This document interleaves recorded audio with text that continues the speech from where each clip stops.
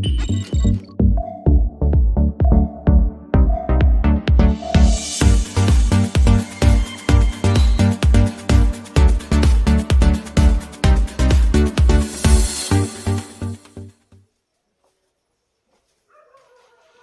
दोस्तों, कैसे हैं? आई होप आप लोग बहुत अच्छे होंगे। उम्मीद करता हूं कि आप लोग बहुत बहुत अच्छे होंगे। चलिए, आज इस वीडियो में हम लोग जानेंगे सबसे इम्पोर्टेंट टॉपिक। आज का जो टॉपिक है वह है क्लास 9 का पहला अध्याय हम लोग पढ़ रहे हैं। जो पहला अध्याय का ये लास्ट वीडियो होगा। इसके पहले हम 2 वीडियो यूट्यूब पर छोड़ दिए हैं, आप लोग जाकर उसको देख सकते हैं। अगर उसको नहीं देखें तो उसको देख सकते हैं, क्योंकि हमारा इस चैप्टर का लास्ट वीडियो होगा और तभी जा करके समझ में आएगा, नहीं तो समझ में नहीं आएगा। तो आज जो वीडियो में हम लोग जानने वाले हैं दोस्तों, वाष्पीकरण की प्रक्रिया क्या होती है, वाष्पीकरण किस प्रकार का होता है, इसके बारे में हम लोग जानेंगे। तो आइए वीडियो को शुरू करते हैं और इस वीडियो में आपका भाई बताएगा कि वाष्पीकरण किस प्रकार की प्रक्रिया होती है, इसके बारे में हम लोग जानेंगे। अगर मेरे चैनल पर नए हैं तो मेरे चैनल को सब्सक्राइब कर लीजिएगा और साथ में बेल आइकन भी दबा लीजिएगा कि जब भी यूट्यूब से रिलेटेड वीडियो अपलोड किया जाए तो सबसे पहले आप लोग को नोटिफिकेशन मिले। आइए शुरू करते हैं। सबसे पहले दोस्तों जानेंगे वाष्पीकरण होता क्या है या वाष्पीकरण की परिभाषा क्या होती है, इसके बारे में हम लोग विस्तार से जानेंगे, क्योंकि यह सबसे इम्पोर्टेंट टॉपिक है। ये कई बार पेपर में पूछा भी गया है। तो मैं चाहता हूं कि इस टॉपिक के बारे में हम लोग अच्छा से जानें, ताकि अगर यदि पेपर में आए तो फिर हम लोग को कोई दिक्कत ना हो। देखिए, इसकी परिभाषा क्या होती है। वाष्पीकरण का पहले अर्थ समझते हैं। वाष्पीकरण का जो अर्थ होता है दोस्तों, पहले आप लोग समझ लीजिएगा। जो वाष्पीकरण होता है इसका अर्थ होता है जल का वाष्प बनना। ठीक है, जल का क्या बनना? वाष्प बनना। जैसे मान लीजिए कोई जल है, उस जल को हम क्या करते हैं, जब उसमें उष्मा देते हैं यानी ताप देते हैं तो क्या होता है, वो हीट होकर के ऊपर के तरफ उड़ने लगता है। ठीक है ना, तो इसका मतलब वही होता है। और जैसे मान लीजिए कभी कभी आप लोग देखे होंगे कि रास्ते के आसपास में गड्ढे में पानी जमा रहते हैं, तो उस पानी को आप लोग मान लीजिए सुबह गए हैं तो उस समय पानी आप जो उसको नापे हैं, तो मान लीजिए कि एक गड्ढे में पानी कितना है, 500 ग्राम है। एक गड्ढे में पानी कितना है, 500 ग्राम है। अब उसके बाद जब उधर से वापस आए, इधर से गए हैं तो 500 ग्राम है, जब उधर से वापस आए हैं तो इसमें 300 ग्राम हो गया है। इस बात पर आप लोग क्या सोच रहे हैं, तो बताइए। तो इस बात पर क्या सोच रहे हैं, अगर ये 500 ग्राम जो पानी था उसमें से 300 ग्राम पानी हो गया, इसका मतलब 200 ग्राम पानी कहाँ चला गया? 200 ग्राम पानी क्या हो, वाष्पीकरण हो गया। वाष्पीकरण होकर के फिर वायुमंडल में चला गया। इसी के बारे में हम लोग को जानना है। देखिए परिभाषा, क्वथनांक से कम तापमान पर द्रव्य के वाष्प परिवर्तन होने की प्रक्रिया को वाष्पीकरण कहते हैं। क्वथनांक, ठीक है ना, क्वथनांक से कम तापमान पर द्रव्य के वाष्प परिवर्तन होने की प्रक्रिया को हम क्या कहते हैं, वाष्पीकरण की प्रक्रिया कहते हैं। इसको हम वाष्पीकरण के नाम से भी जानते हैं। तो ये था दोस्तों वाष्पीकरण की परिभाषा। ठीक है ना। अब इसको समझने के लिए कुछ एग्जाम्पल लेते हैं जिसे हम स्पष्ट समझ सकते हैं। जैसे मान लीजिए कि जल को खुले छोड़ देने पर धीरे धीरे वाष्प में क्या होता है, परिवर्तन हो जाता है। जैसे मैं यहाँ पर बताया हूँ गड्ढा वाला जी बात। फिर मैं एक और एग्जाम्पल लेता हूँ। जैसे मान लीजिए कि घर में उस किसी बर्तन में पानी को रखिएगा और उसको ऊपर से उसको मुंह ढक दीजिएगा और उसमें उष्मा दीजिएगा, नहीं उसमें आग लगाइएगा। तो देखिएगा उसमें क्या परिवर्तन होता है कि जितना ही आप उसमें आग लगाएंगे, जितना वो हीट होगा, वो क्या होगा, वह वाष्प बन करके साइड से निकलना प्रारंभ होगा। अगर यदि उसको आप खुले में छोड़ देते हैं तो बहुत जल्दी वाष्प बनकर क्या होता है, ऊपर की तरफ उड़ जाएगा। वही यहाँ पर कहने का मतलब है, जल को खुला छोड़ देने पर धीरे धीरे क्या होता है, वाष्प में परिवर्तन हो जाता है। उसी प्रक्रिया को हम क्या कहते हैं, वाष्पीकरण कहलाता है। दूसरा एग्जाम्पल देखिए दोस्तों। पहला एग्जाम्पल अगर समझ में आ गया, अगर नहीं भी आया तो दूसरा एग्जाम्पल देखिए। गीले कपड़े को, ठीक है ना, आप लोग देखिएगा, मतलब कि गीले कपड़े जो होते हैं, जो खींचने के बाद, धुलाई करने के बाद जो गीले कपड़े होते हैं उसको हम कहाँ लेकर जाते हैं, धूप में पसारते हैं। अब यहाँ पर 2 कंडीशन होते हैं। पहली बात कि आप लोग क्या बोलते हैं कि आप लोग देखिएगा ठंडा के दिन में जो शीत समय होता है उस समय क्या होता है कि कपड़े को हम धूप में पसारते हैं। आज जो गर्म दिन आता है उसमें हम कपड़े को धूप से छांव में पसारते हैं। ऐसा क्यों होता है? ये दोनों प्रक्रिया का और दोनों का उत्तर एक ही होता है। जैसे मान लीजिए देखिए, ठंडा में क्या होता है, बाहर का तापमान डाउन रहता है यानी कम रहता है।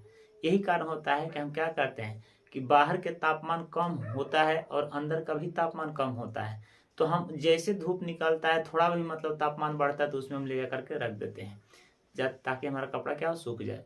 उसके बाद गर्मी के दिन में क्या होता है कि उस समय तापमान बाहर का बहुत हाई रहता है तो अंदर का भी क्या रहता है उससे थोड़ा सा नॉर्मल रहता है। लेकिन जैसे हम कपड़े को बाहर रखते हैं तो तुरंत क्या होता है सूख जाता है। क्योंकि अब इन दोनों में प्रक्रिया क्या होती है इसको समझिएगा। गीले कपड़े क्यों सूखते हैं, वैसे भी हम थंबल आप लोग देखे होंगे तो आपको पता चला होगा कि गीले कपड़े सूखते क्यों हैं। तो इस प्रश्न का उत्तर हम वीडियो के लास्ट में बताएंगे, गीले कपड़े क्यों सूख जाते हैं।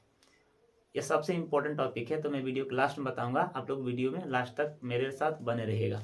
तो गीले कपड़े को सूख जाना यानी इसके जो अंदर के जो पदार्थ के कण है यानी जो वायु है वो धीरे धीरे क्या करते हैं वाष्प बन करके परिवर्तन हो जाती है। यानी बाहर का तापमान जैसे इसके ऊपर पड़ता है तो वह क्या होता है वो हीट होता है और हीट होने के बाद धीरे धीरे उसमें का पानी क्या होता है वाष्प होकर के धीरे धीरे ऊपर की तरफ उड़ जाता है, उसे ही वाष्पीकरण कहा जाता है। तो उम्मीद करता हूं दोस्तों को वाष्पीकरण का जो परिभाषा है आपको समझ में आ गया होगा और ये 2 एग्जाम्पल देने के साथ में भी आपको समझ में आया होगा क्योंकि 2 एग्जाम्पल सबसे इम्पोर्टेंट थे। मैंने इसको इसलिए दे दिया ताकि आप लोगों को समझने में एकदम आसान हो जाए।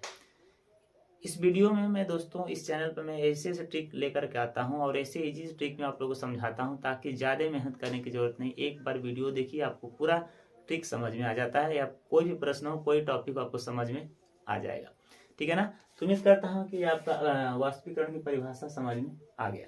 अब हम देखते हैं कि यदि वाष्पीकरण की परिभाषा समझ में आ गया तो आखिर वाष्पीकरण के 2 कारक भी होते हैं।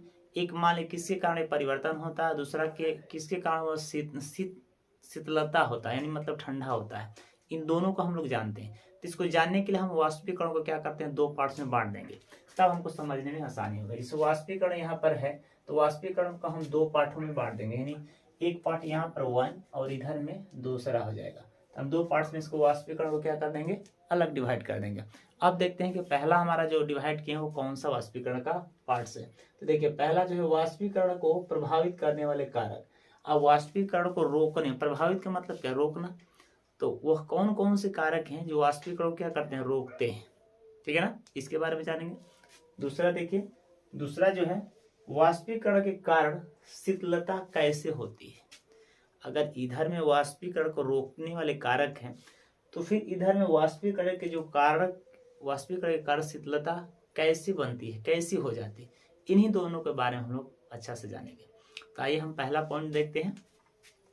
पहला पॉइंट है वाष्पीकरण को प्रभावित करने वाले कारक कौन से हैं, कौन कौन से हो सकते हैं, इसके बारे में जानते हैं।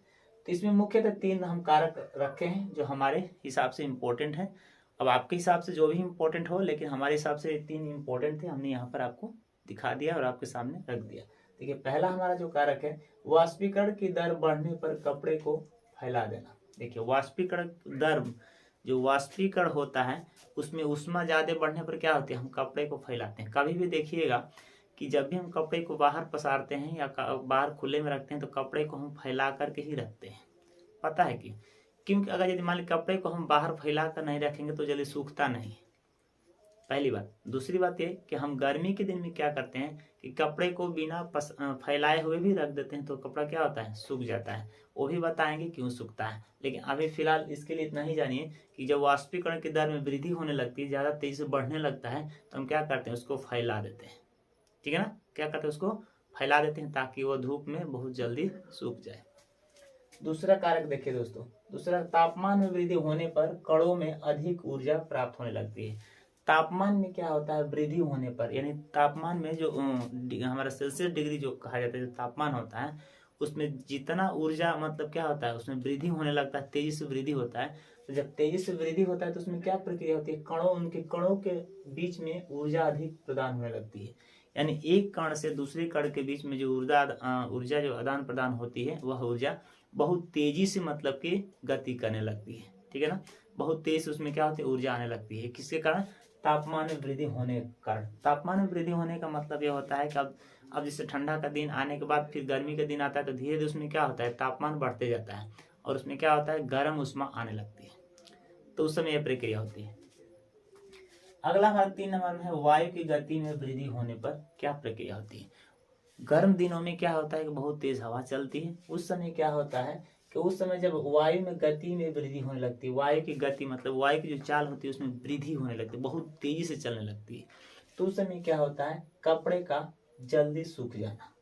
उसका एग्जाम्पल क्या है, उस समय कपड़े क्या होते हैं, बहुत जल्दी सूखते हैं। जैसे मई जून का जो महीना होता है उसमें आप लोग देखिएगा धूप के साथ साथ मतलब क्या, बहुत तेज हवा चलता है, उसमें तापमान के साथ साथ क्या होता है, वायु में भी वृद्धि होने लगती है, और वह ऐसे लगता है जैसे मतलब कि जैसे हवा चलता है तो वो पहने हुए कपड़ा या अगर कहीं रखा हुआ कपड़ा है वो भी लगता है कि मतलब कि ऑटोमेटिक सूख जाता है। अगर गीला कपड़ा भी उसको रख देंगे वैसे ही तो वो भी क्या होता है, सूख जाता है, क्योंकि उसमें क्या होता है, वायु में जो गति होती है बहुत तेज हो जाती है। ठीक है ना।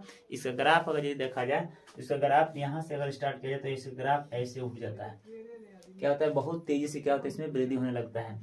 तो कपड़े का बहुत जल्दी सूख जाना, इसे मान लीजिए पहले कपड़े सूखने में 10 मिनट लगता था, उस समय आपको 5 मिनट में कपड़े सूख जाएंगे। देखिएगा ना, गांव में बहुत से मतलब कि पहले के जो लोग हैं 40 वर्ष के नीचे के 40 वर्ष के ऊपर के, तो गमछे को क्या करते हैं उस समय पूरा बढ़िया से भिगो लेते हैं, सर में बांध लेते हैं, तब ये जाते हैं, ताकि जाते में ही कपड़ा सूख जाएगा। अगर भीजा जब भी रहेगा, कहीं मान लीजिए बाराती रहती जाना है, अगर कपड़ा गलती से खिंचा गया तो देखिएगा वो उसी तरह पहन करके चले जाते हैं। क्यों? क्योंकि जानते हैं कि रास्ते में सूख जाएगा, ऐसा मतलब स्थिति हो गया है, क्योंकि ऐसा वायु चल रहा है तेजी से कि वो कपड़ा क्या हो जाएगा, सूख जाएगा। तो उम्मीद करता हूँ कि पहला है मतलब आपको समझ में आ गया। अब दूसरी की तरफ हम बढ़ते हैं। दूसरा में देखिए वाष्पीकरण के कारण शीतलता कैसे होती है उसके बारे में जानिए। तो देखिए खुले हुए बर्तन में रखे द्रव्य में निरंतर वाष्पीकरण होते रहता है। जो खुला हुआ पानी रहता है, खुले हुए बर्तन में पानी रख दीजिएगा तो हमेशा उसमें ठंडा गर्म होते ही रहता है। ठीक है ना। उसमें हमेशा वाष्पीकरण की प्रक्रिया क्या होती है, परिवर्तन होते रहती है, कभी ठंडा कभी गर्म, कभी ठंडा कभी गर्म होते ही रहेगा। तो आप लोग देखिएगा, क्या अब आप लोग से प्रश्न हम एक पूछ रहे हैं कि जो ठंडा के दिन में आता है, क्या पानी क्यों ठंडा हो जाता है? इसका मतलब पानी ठंडा निकलता है? ऐसा नहीं, क्योंकि हमारा वातावरण क्या होता है, वो ठंडा हो जाता है। तो जब वातावरण ठंडा होगा तो पानी भी ठंडा हो जाएगा। अब गर्मी के दिन में वातावरण गर्म हो जाता है तो पानी भी क्या हो जाता है, गर्म हो जाता है। यही प्रक्रिया होती है। तो इसमें जो हमने पहले इसमें लिखा, खुले हुए बर्तन में रखे द्रव्य में निरंतर वाष्पीकरण क्या होते रहता है, उसमें हमेशा गति चलती रहती है। इसीलिए कहा गया है कि पदार्थ के जो कण होते हैं वो क्या गतिशील होते हैं, एक स्थान से दूसरे स्थान आते जाते रहते हैं। दूसरा देखिए, जैसे मान लीजिए कभी कभी उसको महसूस करने के लिए नाखून पालिश आप लोग देखे होंगे, जो लड़कियां सब लगाती हैं नाखून पे, देखिएगा ना। तो गलती से अगर यदि उसको कभी अपने हथेली पे गिराइएगा तो उस समय देखिएगा क्या होता है, वह बहुत क्या होता है, ठंड होने लगता है। या कभी देखिएगा 40 वर्ष के बाद वाले को देखिएगा दांत मतलब कि जो खोड़ीला होता है ना वो दर्द करने लगता है। तो पहले के लोग क्या कहते थे कि नाखून पालिश उसमें गिरा दो ठीक हो जाएगा। ठीक है ना। तो वो लोग गिराते थे उस समय। क्यों गिराते? देखिए उसमें मतलब कि वो ठंडा की वजह से उसमें गिराते थे। उसमें लिक्विड होता है, ठीक है ना, उसमें मेडिसिन लगाए हुए रहते हैं जिसके द्वारा क्या होता है, हो जाता है तो जो जीवाणु कीटाणु जो अंदर होते हैं उसको नष्ट करता है। अब यहाँ पर देखिएगा नाखून जो पालिश आप लोग गिराइएगा, जिस समय गर्मी के दिन में पूरा शरीर पूरा बॉडी गर्म रहता है, तो उस वाले पार्ट्स पे गिराइएगा तो क्या होता है, वहाँ उस वाले पार्ट्स पे एकदम ठंडा हो जाता है, शीतलता हो जाता है। ठीक है ना। तो हमें बहुत अच्छा लगता है। ठीक। या वैसे भी नहीं होता है तो देखिएगा जो बर्फ का टुकड़ा लीजिएगा और किसी पार्ट्स पे रखिएगा, कितना अच्छा लगता है, सुकून मिलता है। हाँ, क्या मिलता है, सुकून मिलता है। तो ऐसे लगता है कि उस वाले पार्ट्स में क्या होता है, पूरा ठंडा हो जाता है। तो ठंडा होने का मतलब कि इस पार्ट्स में पूरा हमारा शरीर पूरा बॉडी तो गर्म है वातावरण के कारण। अब जिस पार्ट्स पे हम रखते हैं उस पार्ट्स में उस पदार्थ के जो कण होते हैं, उस वातावरण के जो कण होते हैं, उस कणों को क्या करते हैं, उसमें समावेश कर लेते हैं, और समावेश करने के कारण उस वाले स्थान को क्या करते हैं, शीतलता प्रदान करते हैं। अगला देखिए, तेज धूप वाले दिन में गर्मी के बाद लोग अपने छत को जल से भिगोते हैं। गर्मी के दिन में देखिएगा मई जून का जो समय आता है उसमें शाम को सोने के समय जब जाते हैं तो छतों पे क्या करते हैं, पानी का छिड़काव करते हैं, ताकि पानी को पूरा मतलब छिड़काव करेंगे तो रात में सोने में हमको क्या मिलेगा, नींद अच्छा लगेगा, आराम मिलेगा। क्यों? क्योंकि दिन भर वो तपती हुई गर्मी से, वो जो तपती हुई गर्मी मई जून का जो होता है उसमें पूरा हमारा छत क्या हुआ, पूरा जलता हुआ रहता है, क्योंकि पूरा हीट हो जाता है। और उसको ठंडा करने के लिए हम क्या करते हैं, जल का छिड़काव करते हैं, क्योंकि जल का छिड़काव करेंगे तो उस जगह के जितने पदार्थ कण है वातावरण के उनको क्या करेंगे, अवशोषित करेंगे, और अवशोषित करने के बाद उन पदार्थ के कणों को क्या करेंगे, वो शीतलता प्रदान करेंगे, ताकि वो ठंडा हो जाएंगे। तो समझिएगा कि उसके आसपास के जो वातावरण है वो भी ठंडा हो जाएंगे, तो उस पर हम आराम से सो सकते हैं। इसीलिए गर्मी के दिन में छत पे लोग क्या करते हैं, पानी का बरछाव करते हैं, पानी छिड़कते हैं ताकि सोने में आराम मिलेगा। उसके बाद अगला जो हमारा टॉपिक है दोस्तों, देखिए सूती का कपड़ा। इसका पहचान करने के लिए सूती का कपड़ा। अब सूती का कपड़ा गर्मी के दिन लोग अक्सर पहनना पसंद करते हैं। क्यों? क्योंकि गर्मी के दिनों में सूती का जो कपड़ा होता है उसमें के जो पदार्थ कण होते हैं वो वाष्पीकरण के साथ मिलजुल कर चलने में अधिक मतलब के सक्षम होते हैं, क्योंकि उनके पास वो क्षमता होती है कि बाहर के जो वातावरण होता है उससे लड़ने की क्षमता होती है। हमारे शरीर में बहुत पसीना निकलता है, उन पसीनों को क्या करते हैं, अवशोषित करके और बाहर की तरफ फेंकने में यानी उड़ाने में, वाष्पीकृत करने में उनके पास बहुत क्षमता होती है। तो हमारे शरीर में देखिएगा बहुत पसीना निकलता है गर्मी के दिनों में, तो उस पसीने को हम मतलब कि सूती कपड़ा पहने रहते हैं तो पसीना हमको बहुत कम महसूस होता है। अगर दूसरा कपड़ा पहने रहेंगे तो हमें ज़्यादा महसूस होता है। तो जो सूती कपड़ा पहने रहते हैं उस समय क्या होता है कि जब पसीना निकलता है तो उस पसीने को क्या करते हैं, वो अवशोषित कर लेते हैं, और अवशोषित करने के बाद क्या करते हैं, वो धीरे धीरे धूप में मतलब कि वाष्पीकृत करने लगते हैं। इसीलिए कहा जाता है कि गर्मी के दिन में सूती कपड़ा पहनने से ज़्यादा आरामदायक मिलता है या शरीर में ठंडक मिलती है। ये प्रक्रिया होती है। अब दोस्तों हम अपने टॉपिक पर आते हैं और ये हम जानेंगे कि कपड़े क्यों सूख जाते हैं, क्योंकि हमने थंबल में ये चीज़ लिखा था और आप भी उसका इंतजार कर रहे हैं कि भाई कपड़े क्यों सूखते हैं, इसके बारे में जानना है। तो देखिए, कपड़े सूखने का मुख्य कारण ये होता है कि कपड़े जब भी भीग जाते हैं तो उसके पदार्थ के कणों में क्या होता है कि जल का समर्श यानी ठंडा शीतलता हो जाता है, और जैसे हम धूप में मतलब कि उसको रखते हैं तो बाहर का जो तापमान होता है उस पदार्थ के कणों के साथ क्या करते हैं, इसके पदार्थ के कण आपस में मिल जाते हैं, और मिलने के बाद ये क्या करते हैं, धीरे धीरे अपने जल को क्या करते हैं, वाष्पीकृत करने लगते हैं। यानी जो बाहर का टेम्परेचर होता है इनके ऊपर क्या करता है, प्रभाव डालता है, और ये जो मतलब कि पदार्थ कण होते हैं जो कपड़े के, वो धीरे धीरे क्या होते हैं, अपने वाष्पीकृत में मतलब आ जाते हैं। यही कारण होता है कि जब धूप में पसारते हैं तो क्या होता है कि वाष्पीकृत धीरे धीरे होकर के जल ऊपर की तरफ उड़ जाता है और हमें पता चलता है कपड़ा सूख गया। उस समय ये भी प्रक्रिया होती है कि हम धूप में ना पसार कर अगर अंदर भी पसार देते हैं उस समय भी मतलब सूख जाता है, क्योंकि अभी हम लोग पढ़ कर गए हैं कि वायु में गति तेज वृद्धि होने के कारण क्या होता है कि वायु गर्म होने लगता है, तापमान बहुत हीट हो जाता है, जिसके कारण वो कपड़े क्या होते हैं कि वो वाष्पीकृत होने लगते हैं। यही कारण होता है दोस्तों कि धूप में पसारे गए कपड़े क्या होते हैं, सूख जाते हैं, क्योंकि हमेशा वो पदार्थ के कण क्या गतिशील होते हैं, एक स्थान पर स्थित नहीं हो सकते हैं। कपड़े में भीगे हुए पदार्थ फिर वापस वो जाने लगते हैं। तो उम्मीद करता हूं कि दोस्तों ये सारे पॉइंट्स वाष्पीकरण के बारे में आप लोगों को समझ में आ गया। इस वीडियो में बस इतना ही जानेंगे, फिर ये चैप्टर हम लोग आज समाप्त हो गया। अगले वीडियो में हम अगला लेसन स्टार्ट करेंगे जो लेसन 2 होगा। तो बस आज की वीडियो में इतना ही जानेंगे दोस्तों। आज मुझे इजाज़त दीजिए, फिर अगले वीडियो में मिलते हैं, तब तक के लिए मुझे इजाज़त दीजिए। जय हिंद, जय भारत।